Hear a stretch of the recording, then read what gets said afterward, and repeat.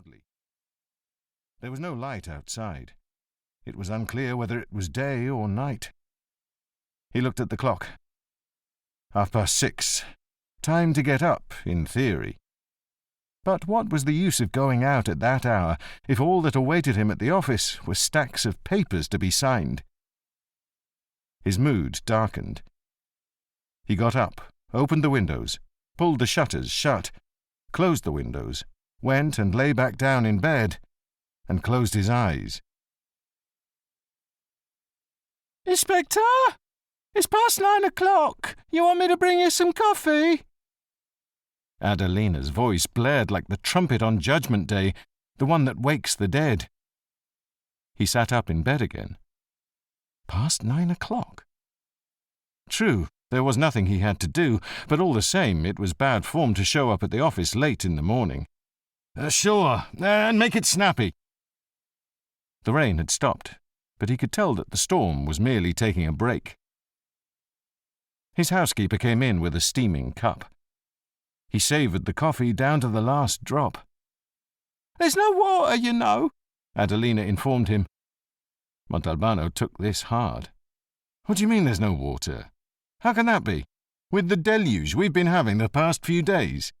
"What do you want me to say, Inspector? There just isn't any." "So how am I supposed to wash myself?" "I collected a little bit of water and put it in the sink and the bidet. You're going to have to make it be enough." "Where did you collect it?" "Since I've already been here for over an hour, and it was still raining, I filled up 3 pans and the bucket with water from the gutter. It's water from heaven, and so it's clean." Clean my arse. If it was from the gutters on the roof, chock full as they were with the shit of rats, seagulls, and pigeons. "You know what I say? I'm going to wash at the police station, and I'll get dressed there too." He left the house in a bad mood. He'd managed to escape, but just outside the door he found a lake and got his shoes all muddy taking the 4 steps he needed to reach his car. He hated it when he got mud on his shoes. He could have gone back inside and found another clean pair of shoes. But was it right to show up at the police station with a pair of shoes in one hand and a little bag with clean underwear in the other? He turned the key in the ignition, but the engine didn't start. He tried again. Nothing. The car seemed dead. No point in getting out, raising the bonnet and looking inside. After all, he didn't know a damn thing about cars. He let off steam for 5 minutes straight, unleashing a stream of curses, head resting on the steering wheel. Then he got out and went back into the house. "Did you forget something?" "No, it's the car." He was about to phone the station to ask someone to come and pick him up, when Adelina said, "The water just come back, you know." Water? This brought to mind a poem he learned in French class in junior high school. Eau si claire et si pure, bienfaisante pour tous. He dashed into the bathroom. They were likely to shut the water off again at a moment's notice. There was no time to waste.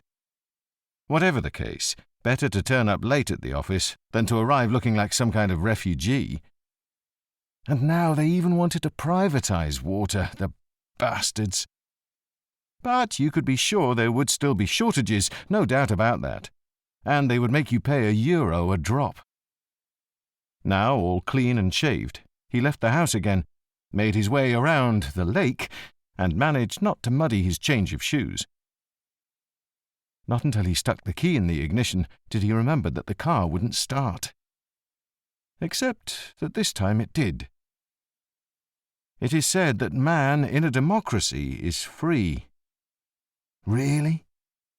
But what if the car won't start, the phone doesn't work, the power is out, there's no water or gas, and the computer, television, and fridge refuse to function? It is probably better still to say that yes, man is free, but it is a conditional freedom, dependent upon the whims of objects he can no longer live without.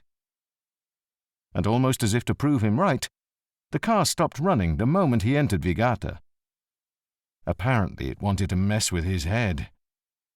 He walked the rest of the way to the station. Cat, get me Fazio.